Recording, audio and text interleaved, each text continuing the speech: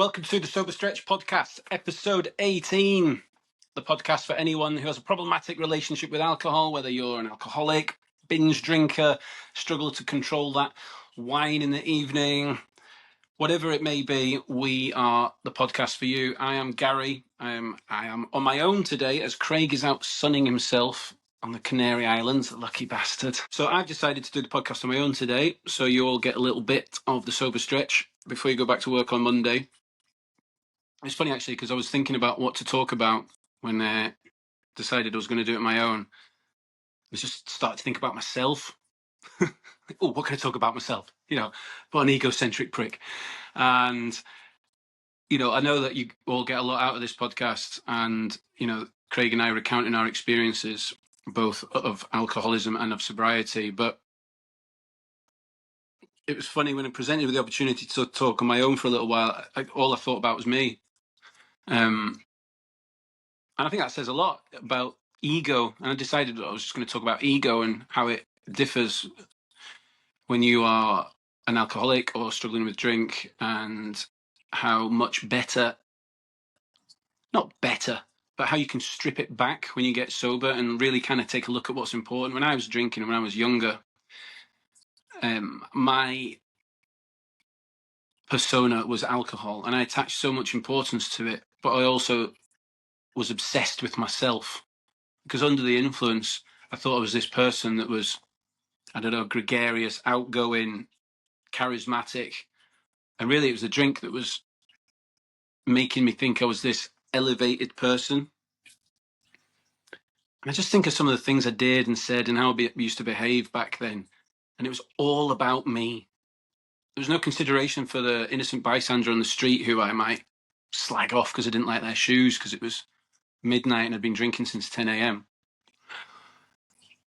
But then, at a point you have to sort your life out. Well, you should sort your life out. And when I sorted mine out, and I'm sure Craig would agree, we were obsessed with ourselves and our plight and our sadness and our, the self-pitying lifestyle that we'd, fallen into. But Craig and I have spoken about, when you do get sober, you strip all that shit back. And that is what getting sober is about. It's not about just not drinking.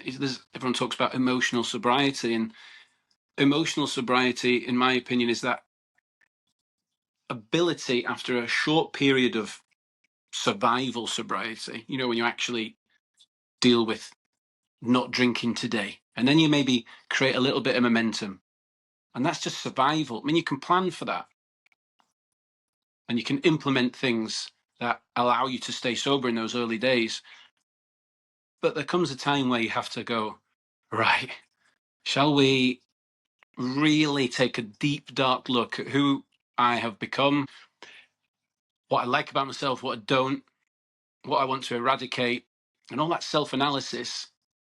A lot of people don't like doing that, so they just turn to the drink. But if you've got the strength and the momentum you've created is through good practices, then I think a lot of people do find the courage to look deep inside themselves and work out who they are, and what they want to become. I mentioned on one of my posts yesterday, a person commented under one of my SoberNSound reels yesterday saying, I don't think I'm rediscovering myself in sobriety. I think I'm discovering myself in sobriety. And it was in reference to something I'd said on a reel. I'd said rediscovering. And I think she was actually right, because she commented on being a teenage drinker up to her 40s. And I was the same teenage drinker up to my early 30s. And perhaps if you started drinking early enough, or too early, I should say, then who the fuck are you? Like, who is the real adult you? I started caning it at 16. When I got to 25, I was a 9-year down the line, total smashhead, piss artist, alcoholic. They didn't have a clue who I was. So I'd never actually strolled into adulthood knowing who I was. I mean, people will think that's tragic. But I sometimes look at it with hindsight and think, The real tragedy is other people don't actually ever stop and take a look at themselves. Without alcoholism, I'm not sure I would have taken such deep stock at 33 about my life. But I do want people to know that when you do start to consider emotional sobriety as a practice that you must learn and get good at, you need to be good at emotional sobriety, because you'll relapse if you won't get a grip on it. When emotional sobriety becomes a thing, you need to take a deep look at your ego. For me, when I was younger, it was like, wanted to be cool, wanted to be the rock and roll star, wanted to be the bravado carrying center of attention. And that's all about your ego. It's all about self. It's all about number one. And that's not what life's about. It's actually quite tragic. You know, a 27-year-old man walking around thinking he's the most important thing since sliced bread. It's all very well and good to love yourself, but there's a limit. You know, and alcohol blurs that line. Analyzing your ego when you're, maybe 3-4 months into being sober, it's ugly. But it's, I talk about the necessity of the inner work. If you want to be sober long term, you don't just wake up one day and go, right, I'm not drinking today, and then it'll continue for another 6 years. It doesn't work like that. You have to wake up and go, right, I'm ready for a fight. I'm ready for a psychological, emotional, mental war with myself, and I'm going to approach it with a plan, as if the military would, if they were going to invade a country or defend their own country. So imagine you're creating a military plan to defend yourself, to defend and preserve your own future. And the only way you can really do that successfully is to analyze your ego. And does it hurt to write a list of things that indicate you're a selfish bastard? Yes, it does. But when it's written down in front of you and it's committed to paper, there's almost a release of that emotion. Once it's committed to paper or a Google Doc, you kind of park it for a little while, and you're able to look at yourself from above and go, right, these are the things that exist in me as it stands. I don't like the look of that list. I need to go deep and understand why this list is the list it is, why number 7 is the thing that pisses me off the most, and start to clean yourself. How do you do that? How do you take the edge of this massive ego that you may have developed? It's not rocket science. Meditation and gratitude and positive affirmations in the morning might sound like a big bag of wank and woo-woo, but let's break them down into little bits. Is taking time in the morning to think about your life, or not thinking about your life while meditating, is that so wet and pathetic? Is telling yourself that good things are going to come and going to happen to you soft and wet? Or is it just logical? Gratitude. How often as a drinker did I sit down and thank myself for how lucky I was? I didn't. I just sat down and thought, oh, I'm stupid, poor me. Self-pitying loser. It's how I felt. And looking back, it's how it was.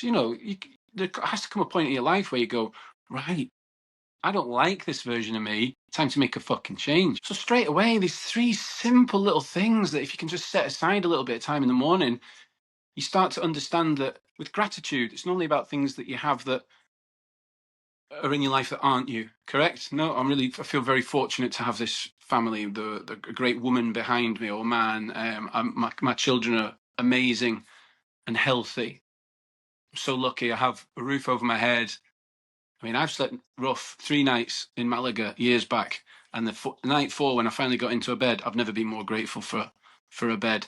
And alcohol, I was actually sober when that happened, but it was a life of alcoholism that had led me to a point further down the line, even as a sober person, that I had to end up sleeping like that, Obviously, I was transient, I was a teacher, I was nomadic, I was moving around a lot, and my salary it came and went. But believe me, if you go and sleep in the woods tonight, your bed is going to be so much nicer tomorrow. Fact. And suddenly you're disconnecting the important things in your life from your own being, from your own self. But that's hard when you're drinking, even if you live in a beautiful house with beautiful children and you've got a really excellent job. If you are poisoned by alcohol and your mind is affected by it, it's really hard to just take that time and go, do you know what, I'm a fucking lucky bastard here. And I just think that's a really simple, good way to strip back that ego. And you know, when you meditate in the morning, you get all those thoughts that come and go, and you do get better with it with time. It's like anything, and you're able to take the thought, let it come to you, let it drift away. But in that moment, you are admitting there is something more important than yourself. Just think, when I was drinking, I attached so much importance to alcohol that I didn't give myself any time to. I didn't give myself enough love and attention. And then all the problems kind of spiraled out of control. The debt, the issues with relationships, the distancing maybe from my mother because I was too fucked up to want to speak to her because I didn't want to, because I was ashamed, basically. And you get caught up in this self-obsessed lifestyle. And if you're walking down the street to work on a Monday morning full of anxiety and a disgusting overdraft that you hadn't planned on Friday night, then when have you got the time or the clarity to really think about life? Just get stuck in this cycle of self-obsessed bullshit that doesn't serve you or anyone around you. Alcohol makes you so desperate for the next drink that other things get pushed aside and the ego just gets inflated, and suddenly the only thing you care about is yourself. And that can last for so long. You know, sometimes you just have to battle your way through Monday and then maybe even Tuesday because you're so rinsed from the weekend. Typically, a lot of people are like that. So you've written off the weekend as time to look at yourself and give yourself love. You've written off Monday and Tuesday. And then maybe like come Wednesday, Thursday, you're starting to feel a little bit better about yourself. Then it all gets blown out the water again by Thursday night. And so the cycle continues. So I just want everyone to realize, Craig as well. I mean, I'm speaking alone today, but I know that Craig echoes these sentiments. You deserve to love yourself. And if you're a selfish prick, you're too busy worried about the externals to care about what really matters inside. With excessive drinking, all these behaviors get normalized, and you start to lie to yourself about so many aspects of your life. You know, the justification for why you drink, the justification for why you behaved like that, the justification for why you need to go to bed at 8 p.m. on a Monday and ignore your partner. You know, sobriety just allows you to breathe and take time and take stock, really search into what's important. You know, I'm going to keep it brief. I'm going to leave it there, but I just want you to go into this week perhaps thinking about how much of a prick you can be and how self-important alcohol's made you feel. And if you're currently sober and things are going well, how has your ego changed in that time? You may not have even realized it. It depends on the kind of quality of inner work you do. And it also depends on how necessary it is. You know, I was drinking, you know, pretty much every waking minute for many, many years. And I had a lot of work to do. And that's why I always say I didn't really feel like a normal person for 3 years. I physically felt better after a year.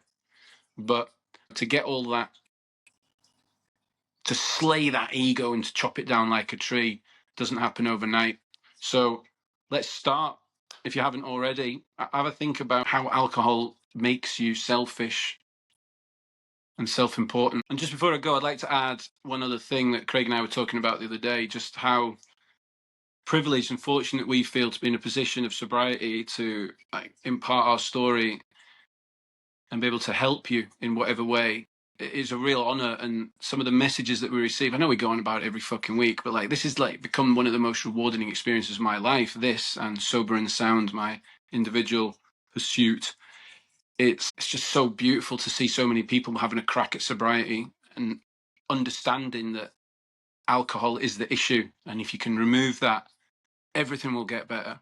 Everything will improve. Certain things more than others, but there is no aspect of your life that will get worse. And stripping back that ego is a good thing.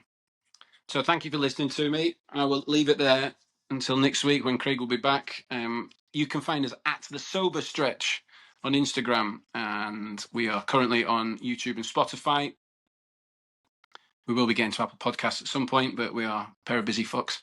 And Craig has his individual project, Live Without Limits _coaching, which is how he used exercise to combat his drinking problem. Mine is at SoberNSound, sober letter N sound. That's all things alcoholism and sobriety. Please pop those notifications on so you get the word of each episode as they come out. And follow, subscribe, do all the good things to show some love. Take care. See you next week.